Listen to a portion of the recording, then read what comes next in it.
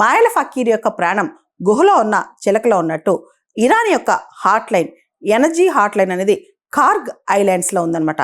ఈ కార్గ్ దీవులు చాలా ప్రత్యేకం.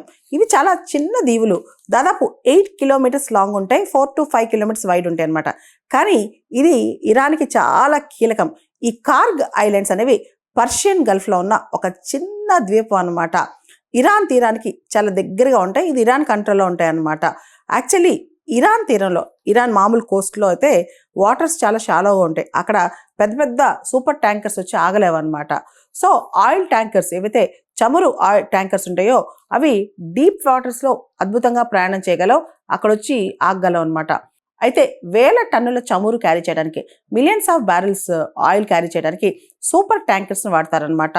ఇవి చాలా మిలియన్స్ ఆఫ్ బ్యారెల్స్ ఆయిల్ని క్యారీ చేస్తూ ఉంటాయి. మనం చూస్తే కనుక ఈ మొత్తం ఈ కార్గ్ ఐలాండ్స్ యొక్క సీక్రెట్ ఏంటంటే ఇక్కడ వాటర్స్ చాలా డీప్ వాటర్స్ అనమాట. ఇక్కడ సూపర్ ట్యాంకర్స్ వచ్చి ఆగలవు. అక్కడ ఎనర్జీ లోడ్ అవుతూ ఉంటుంది, అంటే ఆయిల్ చమురు ట్యాంకర్స్లోకి లోడ్ చేస్తారనమాట. చమురు స్టోరేజ్ కానీ చమురు సప్లై కానీ ఇరాన్ ఏదైతే తయారు చేస్తుందో అది ఎక్కువగా కార్గ్ ఐలాండ్స్ నుంచి బయటికి పంపిస్తూ ఉంటుంది అనమాట. ప్రతిరోజు అంటే డైలీ చూస్తే కనుక 1.3 to 1.6 million barrels of oil ఇక్కడ కార్గ్ ఐలాండ్స్ నుంచి ఇరాన్ ట్రాన్స్పోర్ట్ చేస్తారనమాట. అయితే ఇరాన్ తీర ప్రాంతానికి మామూలుగా పెద్ద షిప్స్ వెళ్ళావు కాబట్టి, ఏదైతే సూపర్ ట్యాంకర్స్ వెళ్ళావు కాబట్టి ఈ కార్గ్ ఐలాండ్స్ని ఇరాన్ వాడుకుంటూ ఉంటుంది అనమాట. ఎందుకంటే కార్గ్ ఐలాండ్స్ చుట్టూ డీప్ వాటర్స్ ఉంటాయి కాబట్టి సూపర్ ట్యాంకర్స్ అక్కడ చేరుకోగలవు.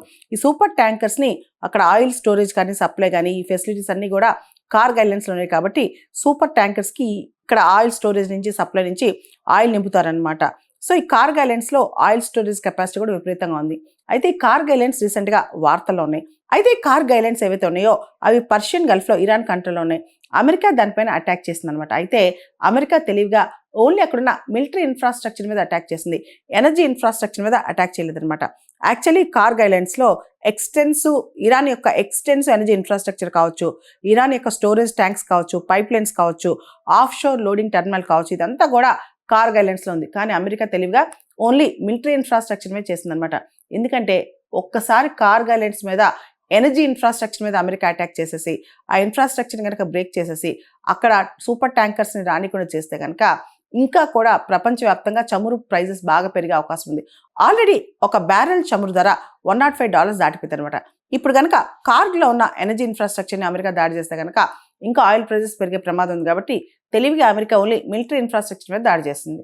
కేవలం ఇరాన్ని భయపెట్టడానికి అమెరికా కార్గ్ ఐలాండ్స్లోని మిలిటరీ ఇన్ఫ్రాస్ట్రక్చర్ మీద దాడి చేస్తుంది అనమాట.